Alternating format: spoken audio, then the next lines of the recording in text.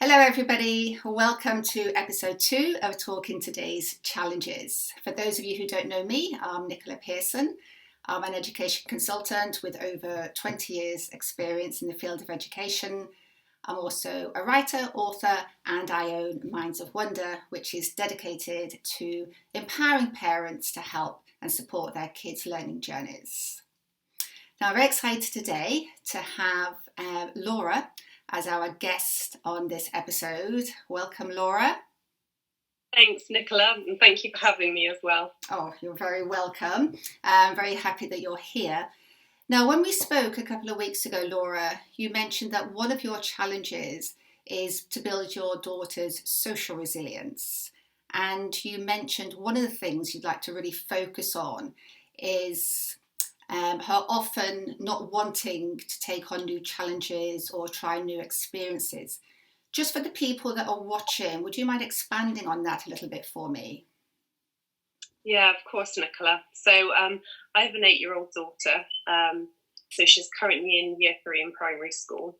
We have a few challenges when sort of notes come home for new clubs or new opportunities. She feels quite unsure whether she wants to attend them. So it becomes a bit of an issue at home. I'd love her to take the opportunity, but she's always very reserved and quite anxious about saying yes to them.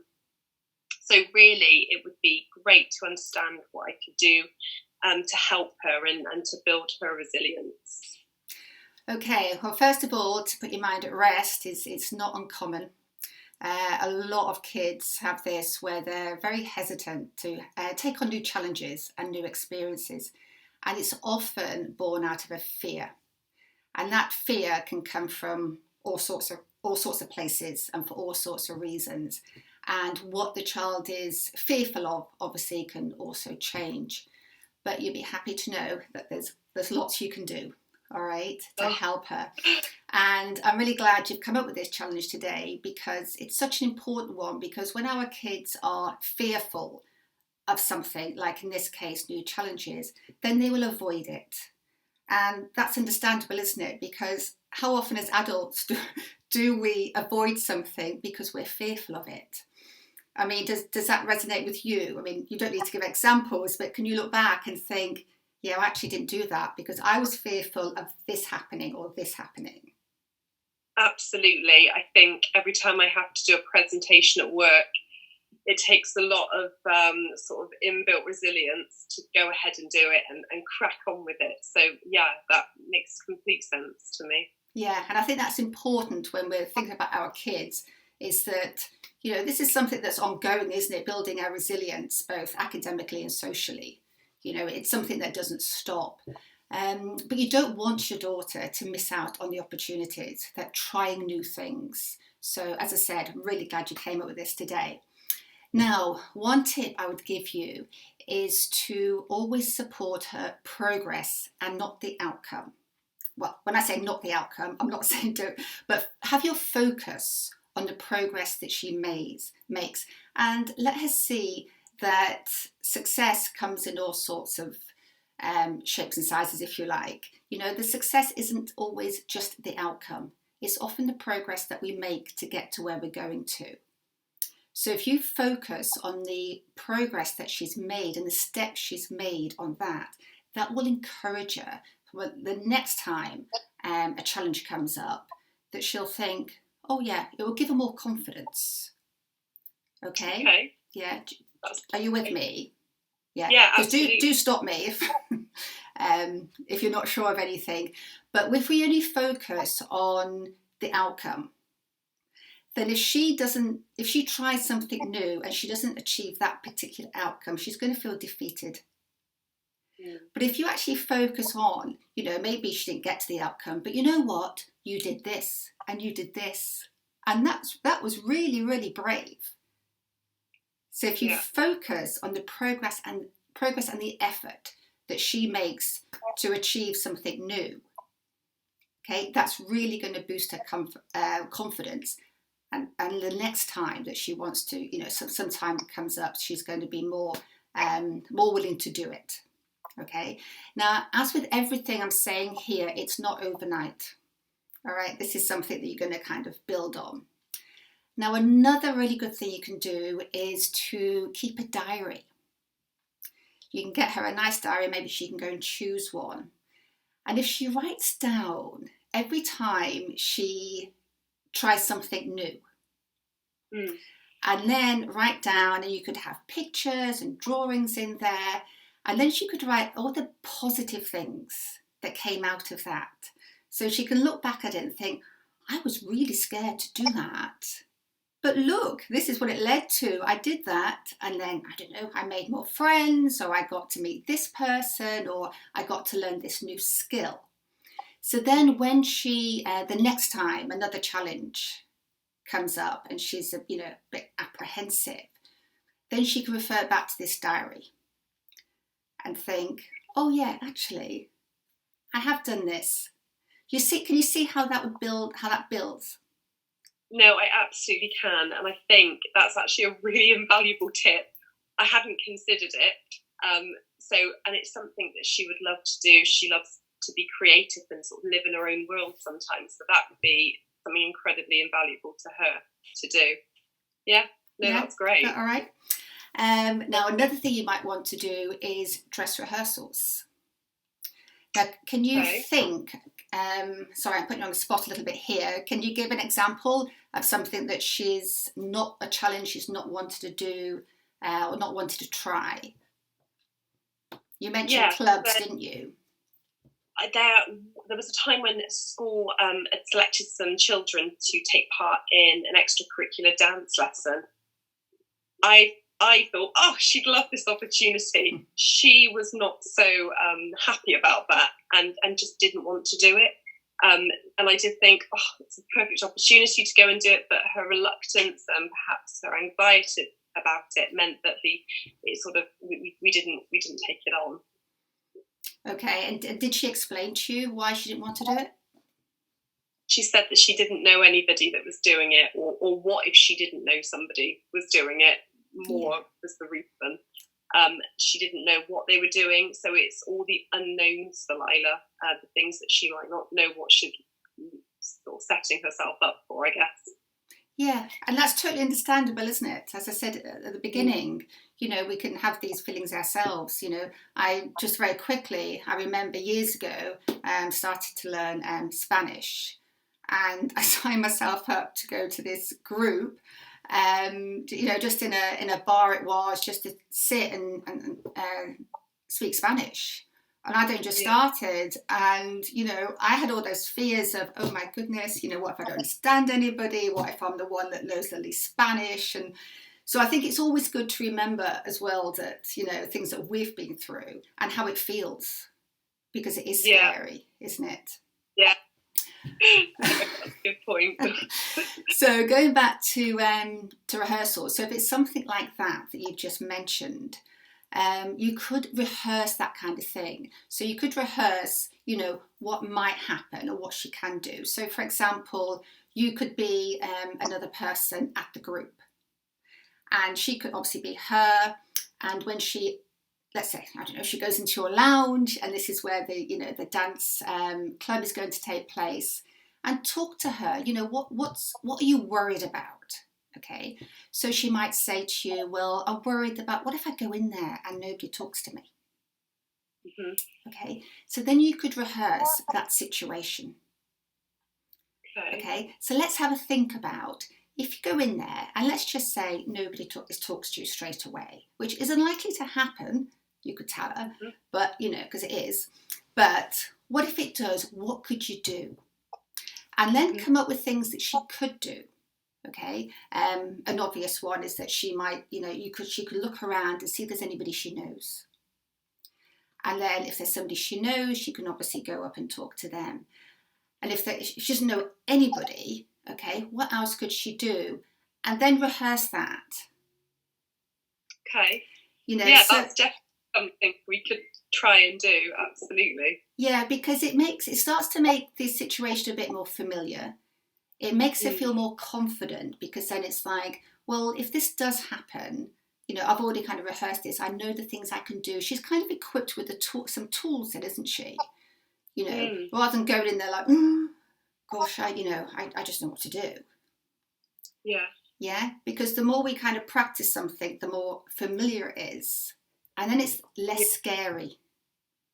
So you're kind of lowering the fear factor a bit. Does that make sense? That makes complete sense. And again, it's just something I've never, as a parent, thought to do with her.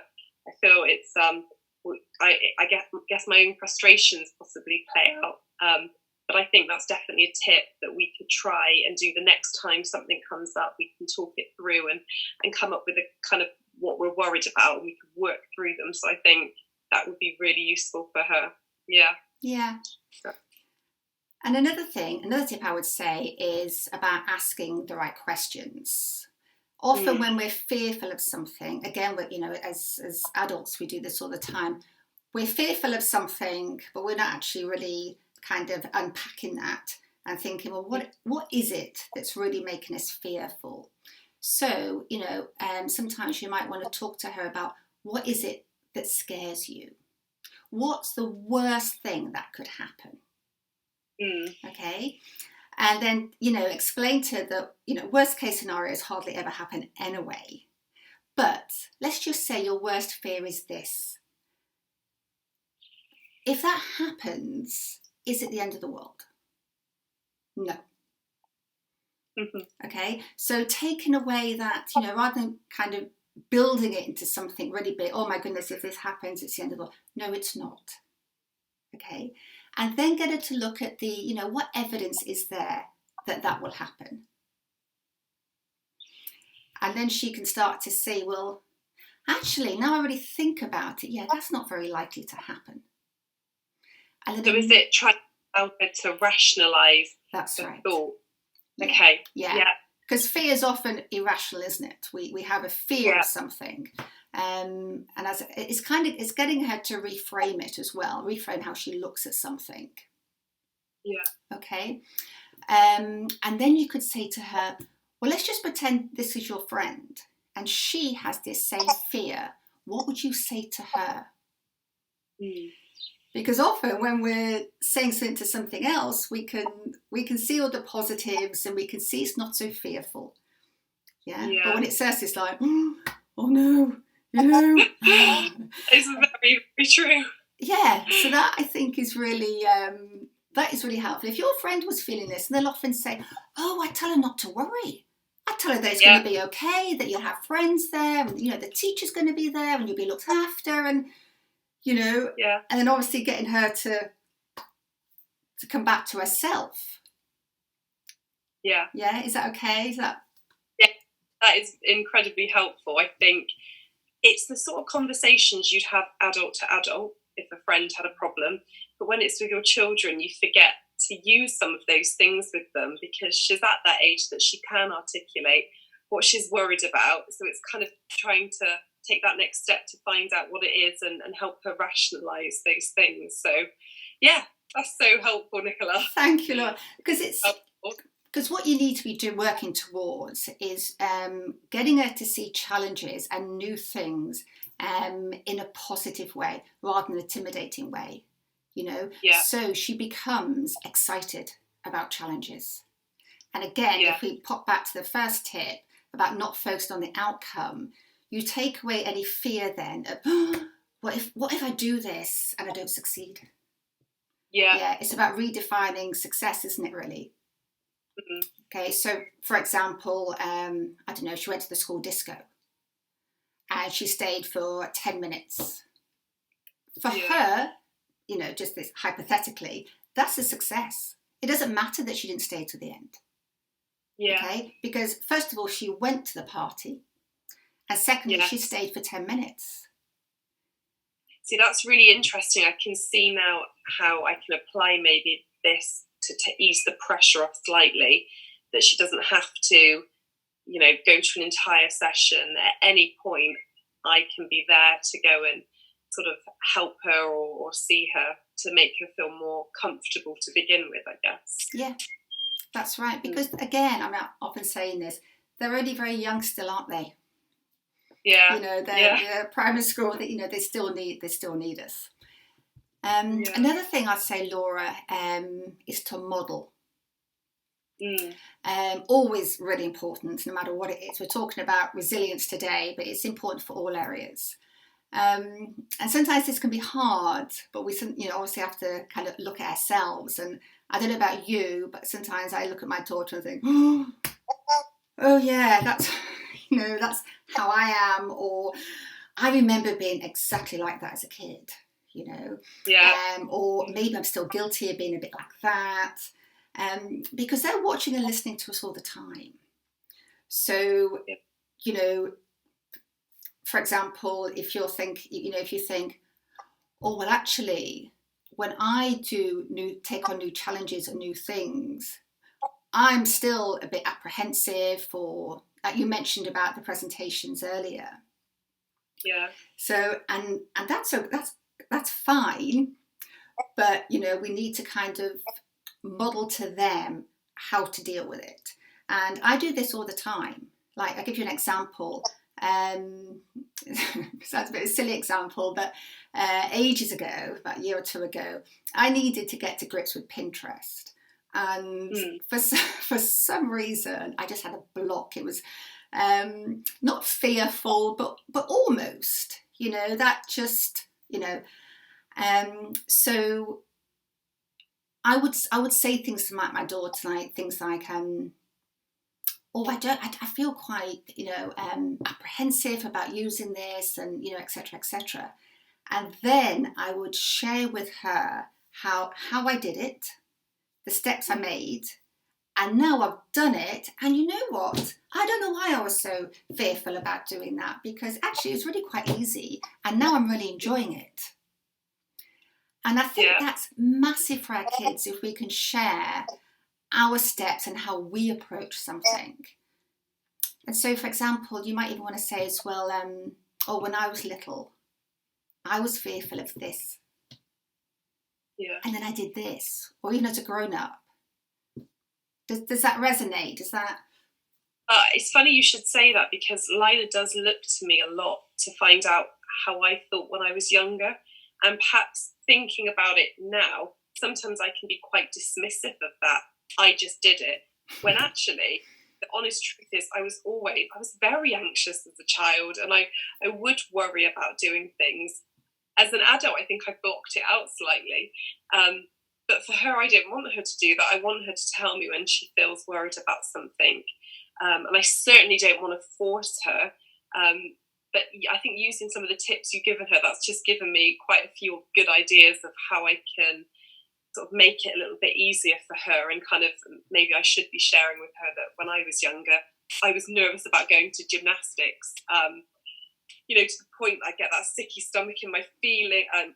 feeling in my stomach, and I feel quite sweaty and hot. So maybe I should be sharing that with her, really. I would absolutely share it.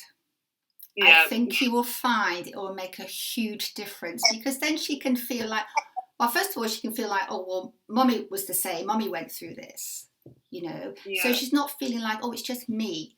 Or even worse, she might be thinking, oh, Mummy was always so good that I can't, even if she's not consciously having these thought processes, I can't reach that standard, or I don't feel that.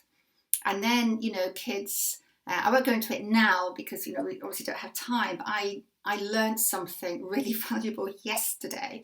My daughter and I were watching something on TV, and a character said something, and something I had wondered why my daughter reacted in this certain way. And I listened to what the character said, and I thought, oh my goodness, that is it. That is... And I will share this at some point, but I know I haven't got time today. But we can be, and it's not anything to beat ourselves up about.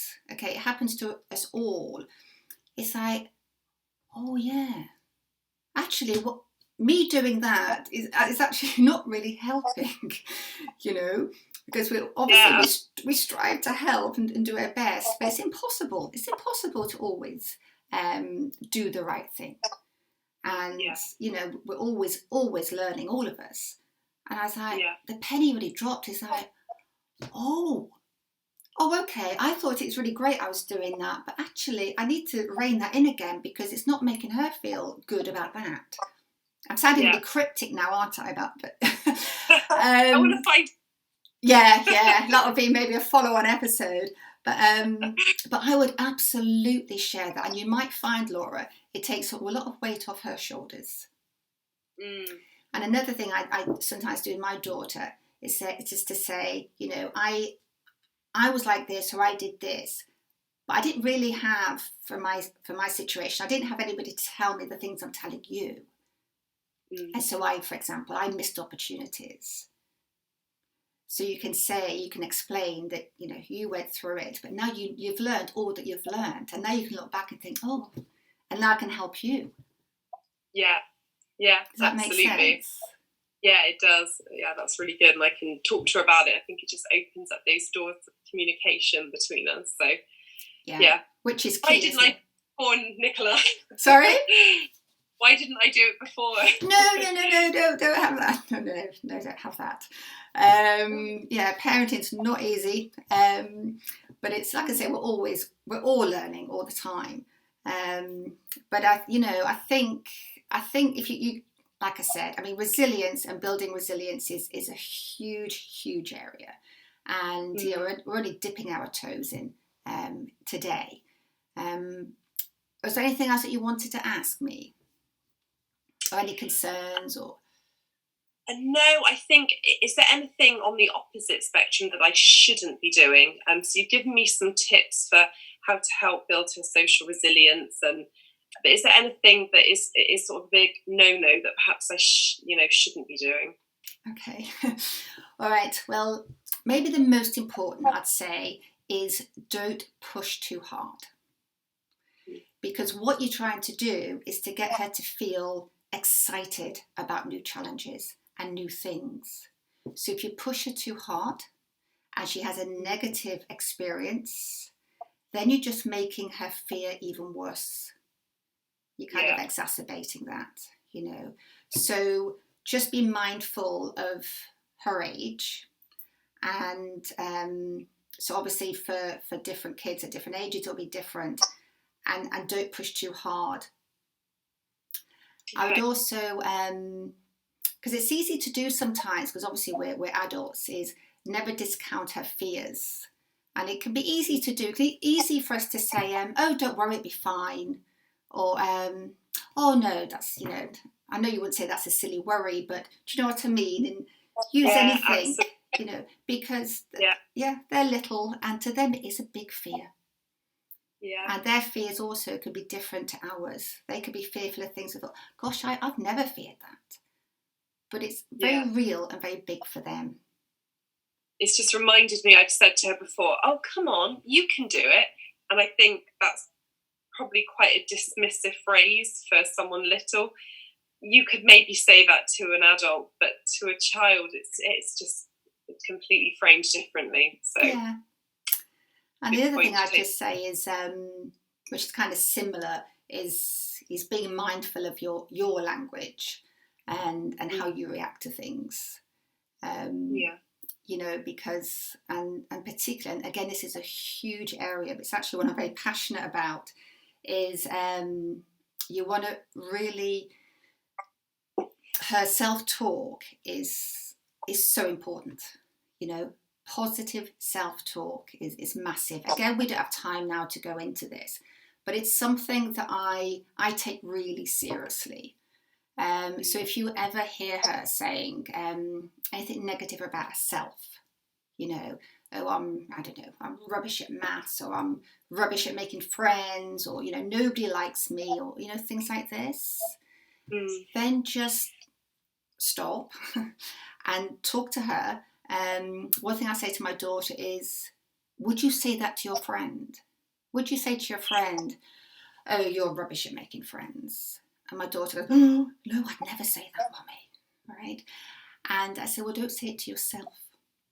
Because positive self-talk is, I can't even begin to say how crucial it is for building confidence and building resilience. Yeah, no, I've taken that on board. I think, luckily, I haven't really heard her say that. There's been bits and pieces, but I try and get straight onto that. But it's probably a topic you could cover in another session. That's really interesting. Yeah. For a long conversation. No, it is a big one. And again, I mean, all these things, you're not going to, it's not an overnight, there's no overnight thing for this. It's building resilience it's an ongoing process. It's not like learning to ride a bike. It's not, if you learn to ride your bike, check, done that. But I really, really believe it is, to me, it's just one of the best gifts, if not the best gift you can give your child. Because if they're resilient, okay, they're going to succeed and they're going to be okay. We can't be there, can we, all the time for our kids? No, we can't. No. Got to harness them with that, that good inbuilt resilience for them to go off into the world. That's right. Yeah, true. Well, I think we're coming to the end, but was there anything else, Laura, that you... No, I think you covered all the sort of concerns I had on that issue and provided some really invaluable feedback. So thank you, Nicola. I really appreciate it. You are so welcome. And thank you so much for coming on to the and doing this episode with me. Really appreciate it. Okay. No, thank you. You're welcome. Thanks, Nicola. Oh, thank you. Thanks, Laura. Now, if there's any questions you have on this episode, then please write them in the comments below and I will get back to you. Okay, thanks again, Laura. Thank you. Thank you.